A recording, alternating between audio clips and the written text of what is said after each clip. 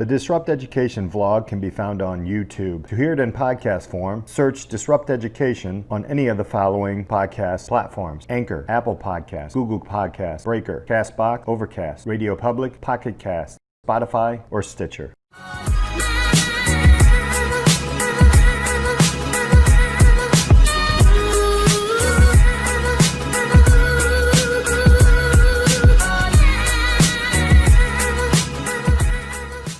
Welcome to this episode of Disrupt Education. I have the author of the book Trust-Based Observations, Mr. Craig Randall, here with us, Maximizing Teaching, Learning, and Growth. This is such a unique, awesome, different look at observations. As an educator, I'm geeked about it. But I want to thank you so much for joining us today, Craig. Thanks, Peter. I'm really excited to be on. I know we had a chance to talk a couple of weeks ago, and we were definitely simpatico in our beliefs. Absolutely. Before we get into the book and kind of how we networked and everything, because there's a story there, I want to give you a chance to kind of introduce yourself. So you're a principal and author. Go a little bit deeper into, who you are. Well, I guess I'll just share my background career because it's a fairly eclectic educational career. I started out as an elementary school counselor of all things, and then did a year of middle school with severe behavior kids where I was in the classroom and literally did physical restraint 180 straight days. Crazy. But as we do in teaching, I coached on the side, and I had a chance to do small college basketball coaching. And so I took a pretty major detour, and, you teach and you do other things at the school, but did that for 7 years. And then my wife and I were nearing 40, and we'd always talked about working at international schools. And so we took another major detour, went to a job fair and ended up in Warsaw, Poland. And I was teaching there. And an administrator there said, "Great, you ought to get into become a principal." It's like the dark side. No. But I decided to, and I was really lucky in my program, and I met my mentor, where frankly, this book never would have happened if I'd never come across him. And then I took an assistant principal job at another international school and did that in a couple other places around, and then came home a couple years ago, and sometimes you can save a little extra money overseas, and I have a really great wife too. And so I was able to put all my efforts into writing a book, and it came out in September. Awesome. The most interesting educators I always interview here are always in these all different kinds of paths. So I really appreciate the fact that it's not a straight line. Thank you for that. Yeah. But let's go back in then to your own education, right? Did you come out as an educator from college, or what? Go back into your high school. What did that look like? No, I was a shy kid, to be honest with you, and probably got lost in the shuffle. And I wouldn't say I ever had that one teacher. So many teachers have that. I got into teaching because of Mrs. Jones or whatever, and she was, and that one time. And I never had that experience. It was fine. And I think I stuck in this rut, and my family decided there was a new Catholic school in town, and to send my sister as a sophomore. And I asked my parents if as a senior I could transfer there, which they thought was kind of crazy, but it turned out to be the best thing because it was a fresh start, and I could maybe pull out of the little shy role that I was in. And then undergraduate, thought I was going to be a CPA like my dad was, as we oftentimes do, and didn't take me too long to realize that bored the hell out of me. And so I ended up getting an English degree with a lot of theater in there too, and really didn't know what I wanted to do. And my uncle, who was an elementary school counselor, moved from the other side of the state to ours and said, "You want to come spend a day with me?" And I did, and that started that path. That'll ignite you, man, going in and, just seeing what's happening. And then you get the real story later, right? Well, but it was good. But he was working with little kids who were struggling, and he was helping them out. And I was like, oh, that's really cool. So. That's awesome. So, Disrupt Education, I always ask the big question, what would you do to change education or change the system? Well, I can't really tell everybody you wrote a book, so you actually Yeah. you hit a nerve, and I kind of want to just kind of tell the audience real quick, kind of how we cross paths. I actually it was on LinkedIn somewhere, and I saw Hmm. that it was a trust based observations, and I was like, wait a minute, I want to dig into this because I was personally affected by a little bit of an observation that went awry, and it was not good, No. Mm. there's a lot of us educators out there who are having challenges with the current observation platforms that are out there.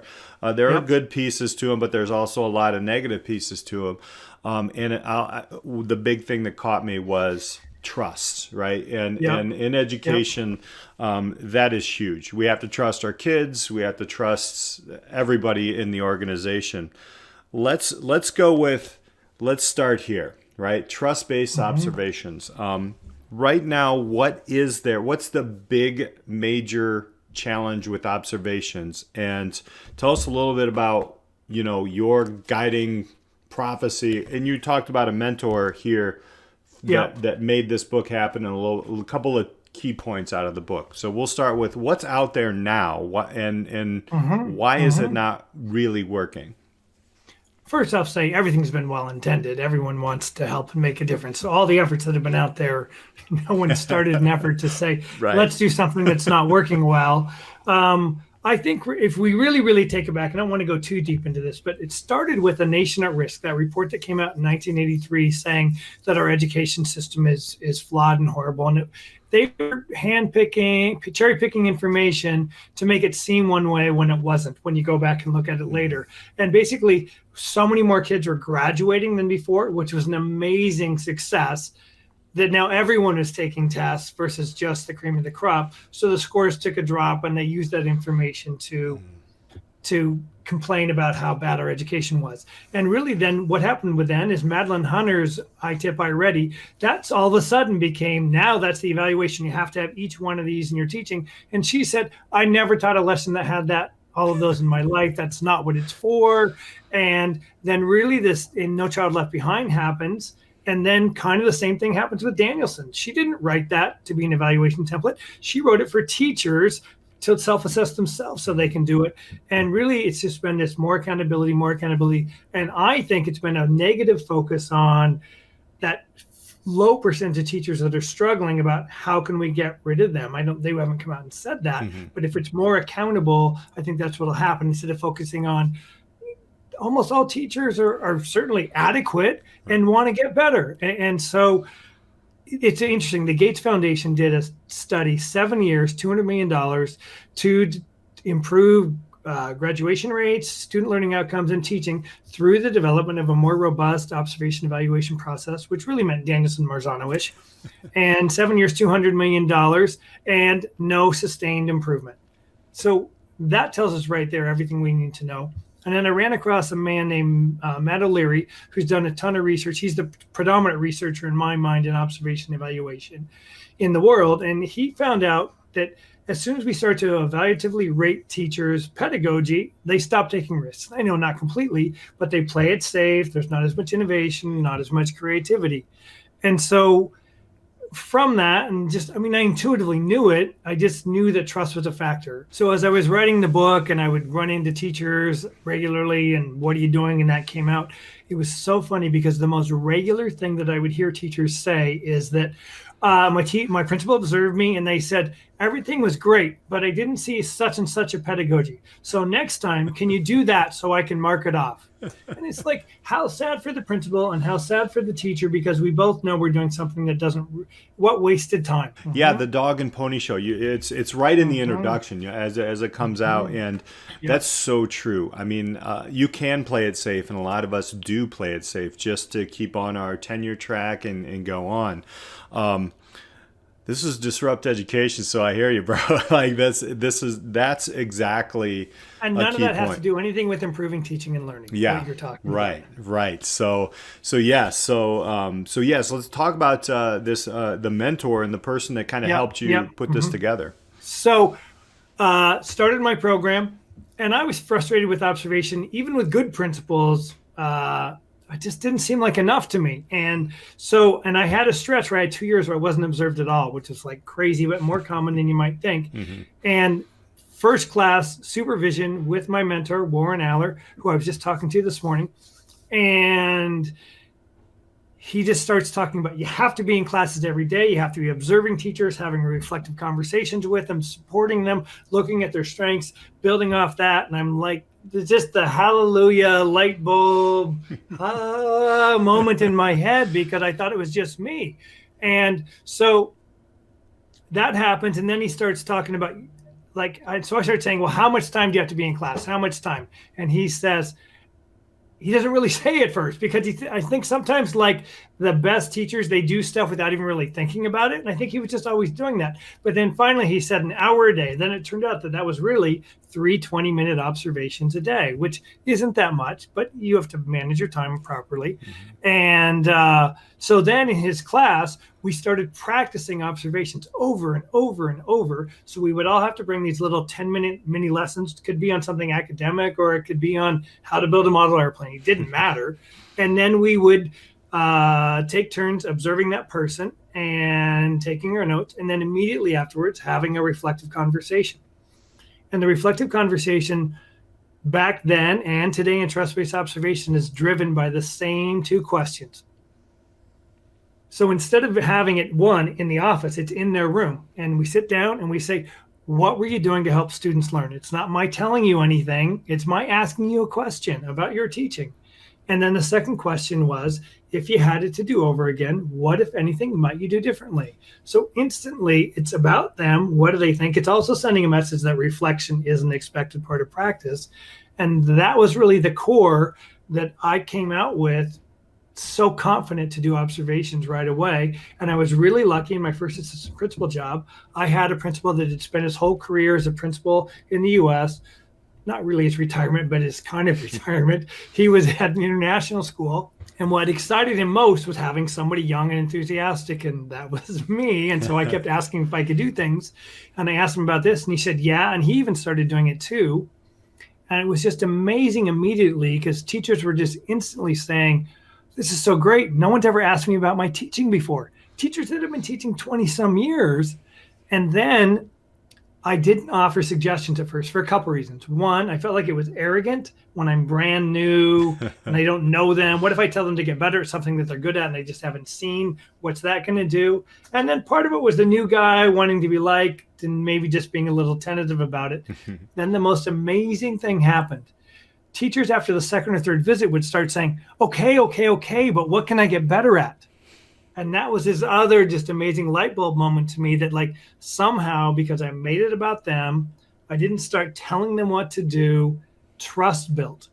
And then with that trust, people will do the most amazing, bold, transformative changes to their practice because they know you're there to support them. And it's built on from there. That's still the core of it. And obviously it's advanced in a lot of ways. I didn't really know it was developing. It just kind of happened. I love that it's 2 simple questions. I mean, it's 2 simple questions that will just, and when I read through them, I was like, okay, so I started thinking about all the lessons that I was currently doing as an educator right now. All right, this worked and that worked. This didn't work. What would I do differently? And to have that open conversation in my quote unquote environment, where it's not like you're in the principal's office or anything like that, is brilliant. How is this? So right now you're working with schools around this. What are some of the success stories that you've seen so far working with the trust-based observations method? So, I mean, the book just came out, right? And so people are just getting there. So last week was actually my first week at the school, and it was fantastic. And the principal described herself as a type A personality, said she's not a warm fuzzy. Mm-hmm. And we talked about it, and I think she was more than she thought. And we just talked about, it's the long game, though. Like, how's this going to work? And we just kind of said, if you think of every teacher as that young ingenue stereotype of a kindergarten teacher, like, how would you talk to that person afterwards? And if you talk to every teacher like that, you're going to get good results. And so she she started watching, and we practiced over and over as we do all week, and it was really interesting because she had a couple teachers that she, like we all do, that she was a little worried about, and she. Let me go back a little further. When she stepped into that job, the principal that had been there before really hadn't done observations in 20 some years. She goes in and immediately does what she's supposed to, what she's been taught to do, and starts giving ratings. She tells me the story. One of her very best teachers, she gave a 3 on one category because those ratings always say, oh, you only visit 4, which is like, how absurd is that anyway? Don't even get me started on that. And the teacher comes into her office the next day and is crying, I deserved a 4 in this. And again, like the situation I described earlier, they're discussing things that have nothing to do with teaching and learning. So to her credit, she reached out and come in. And then on Thursday, we're meeting with each of her departments. We'd already done a couple of full cycles with people in each department. One of the teachers that she'd been most worried about with struggling with relationship last year, at the end of the conversation says, can I say something? And of course we said, yeah. And she said, in 20 some years as a teacher, I've never had anybody ask me about my teaching. It was so nice for me to be able to add context because you're seeing 20 minutes and I can explain what you didn't see before and what was leading to, and then what was happening next. And so you could just see and then it's this person who's respected in that school. You can see the rest of the department. And so really that's what it does in a nutshell. Yeah. She actually put a little post in a Facebook principals group yesterday. And she said the teachers were asking to be observed last week after they got because you know how word spreads. Yeah. What it's like. Yeah. And she's like, in all caps, they're asking like, hello, where does that happen? And I think that tells you all you need to know. Another kind of a broader thing that's happening here, and I think this is a very key piece to that, is we are struggling with educators coming into the field, and I think honestly, and staying. Right, and it is becoming. It's people are burning out. Obviously, 2020 is not helping in the pandemic, but it is a unique situation for the people who are creatives and they're. I love young teachers. I really do, because I remember when I came in, I was 30. I was a little older, but you come in with so much energy and you kind of want to feed off of everything. And it's hard right now, but I will tell you that I've taught for 20 years at the secondary level. You do see teachers just get run down and with no trust, especially in heavily unionized districts across the United States, they will just stay on that tenure track, and it's sad. It really is, and they're great teachers, and so I just feel like this is going to be. What are your thoughts on how this can help? Actually, not only keep bringing in excellent educators, which we're struggling with, but to rejuvenate people. It's about growth and being a continual lifelong learner, right? And even though I'm really good at something now, there can be new things that can be even more effective. And we want, just like we want our students to be lifelong learners, that's exactly what we want our teachers to be. And so really, like Simon Sinek has this comment about trust and risk-taking. And so unless there's trust, there will be no risk-taking. And if there's no risk-taking, there will be no growth for an organization. And so on our observation template, which, by the way, only has 9 areas of pedagogy on it, which we leave some out because research says anything more than 10, and principals lose the forest through the trees and don't see the actual teaching. But even though there's 9, I actually have 2 other things that aren't really pedagogy on there. And one is called risk-taking and innovation. And it's not there for the teachers. It's there for us as principals to remind our teachers of this. And we tell our teachers this every time until they start to believe it's true, is that I want you to know that if I go into your classroom and I watch you trying something new and it completely bombs, goes sideways, it is a disaster, that the next day you can be 100% confident that you are going to get a congratulatory fist bump for taking risks. And I say when we create those conditions, growth will follow necessarily. And bottom line, that's what it's about. So if I'm working in an environment where It's encouraged, supported. Imagine what this does to the whole culture of a building when everyone can feel like that, and the sharing that starts to happen with everyone. Don't you think that's going to affect retention in a really positive way? I mean, 100%. Yes. and this isn't rocket science. I mean, it's not. But just there's been this accidental swing of like politicians and accountability, and it's that left brain solution to a right brain problem. Right. To me, principals. I think principals want to. I don't look. We do what we're told. Like Mandy, who I worked with last week, that's what she was. That's what she was trained, and so she did what she was trained because that's what you're told to do, and so Right. you do it. But her experience last year was that's a disaster. What am I going to do? And timing wise, it lucked out for her. But I think most principals, if they have a chance to do this, they're going to feel the same way that teachers are. Yeah. They're going to find it engaging for them. They're going to find their own desire to risk take and grow. And then when they start to experience with a teacher, I had a teacher who was a very strong math teacher. And in my experience, to throw out broad stereotypes, math teachers tend to be the most traditional. Do a problem, check the students along the way. Johnny, can you answer this part? Johnny, Susie, can you answer that part? And then go on and do the next problem. And then the last 10 or 15 minutes, you all work independently on your problems. And so she was like that, like most, nothing wrong with that. I mean, it's decent practice. And she put amazing heart for kids. She's one of those teachers where if a kid had a problem, they'd come and talk to her. But she also wasn't satisfied because she somehow knew it could be better. And we built a strong enough relationship with her that we had another teacher in the building, a science teacher, who had gone to the flip model. And so he'd started recording his lecture / PowerPoints, and that was the homework. And the whole class was interactive, collaborative, cooperative learning. And so we'd worked it out ahead of time, because whenever you're going to offer a solution, it's not just it's a supported solution, right? So we brought that up to her, and he was willing to work with her. She went and met with him the next day. The next day, she started recording her things. And the next time I went into her classroom, like the whole time, all the kids are cooperatively learning with each other. And it was just the most amazing transformation.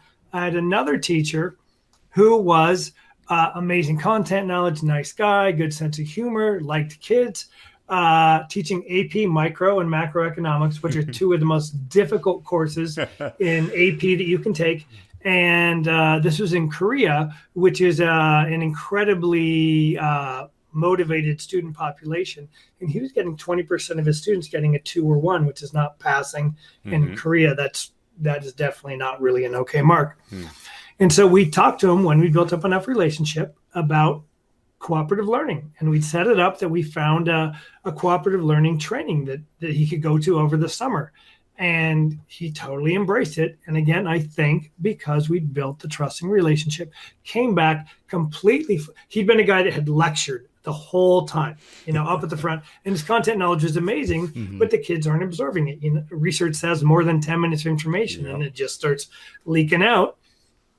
Completely flips it. Hardly does any lecture at all. Kids are learning and teaching from each other. Next year, 100% pass rate. Wow. So, yeah. those are just.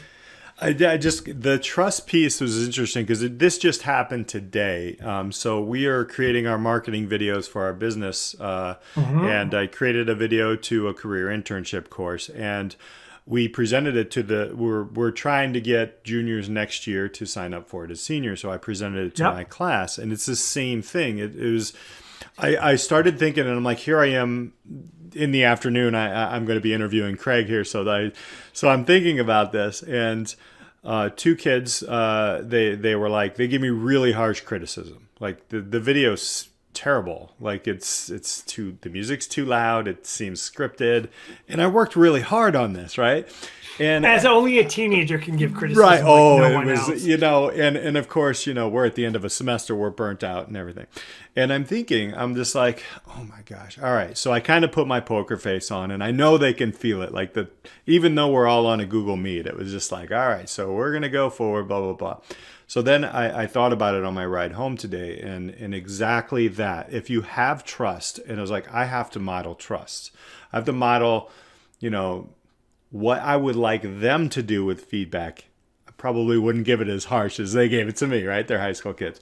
Right. And I emailed them all. And I was like, look, you guys are right. That was hard for me to hear, but I think we need to do it. There was a few suggestions a different way. Mm-hmm.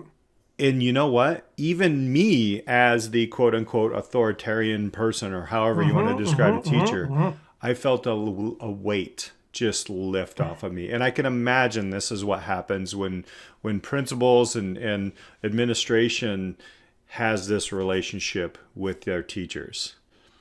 All parties feel it. Yeah. All parties feel it. And then you're empowering teachers. And there's a whole nother piece which we aren't even getting into, though, that we connect annual goal setting, action research goal setting, to professional development communities, so the teachers choose their goal.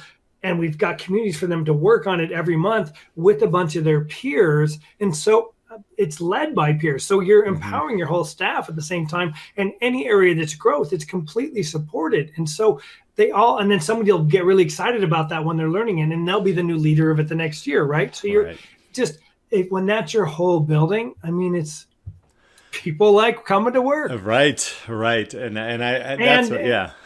Go ahead. And most important, it improves teaching and learning. Well, yeah. Bottom line is, when everybody's learning, right? It's not just a couple of people, and there is a trust there. We always talk about environment. We always talk about, but when it's an observation, when I hear the word observation, I get a little bit like, But when you say trust based on the front end of it, that's why I love it. I mean, you really are maximizing teaching and learning and just growing. And in the world we live in today, Craig, this is what I so appreciate, the fact that you actually put this down on paper and are moving this forward. You look into business. I'm a business educator, so I do a lot of interaction with this. This is really the businesses that are growing. That there's you look at the Googles of the world, or everybody looks at Google, but everybody has that model now of, hey, you know what? If you don't want to come in today, don't worry about it, or go grab a meal and you guys can work as a group and get it done and come back. And I see that in the classroom, and I also see that in the way that you've constructed this. Do want to give people a chance to figure out where can they pick up this book, and where can principals and administration contact you and connect with you as well? Sure.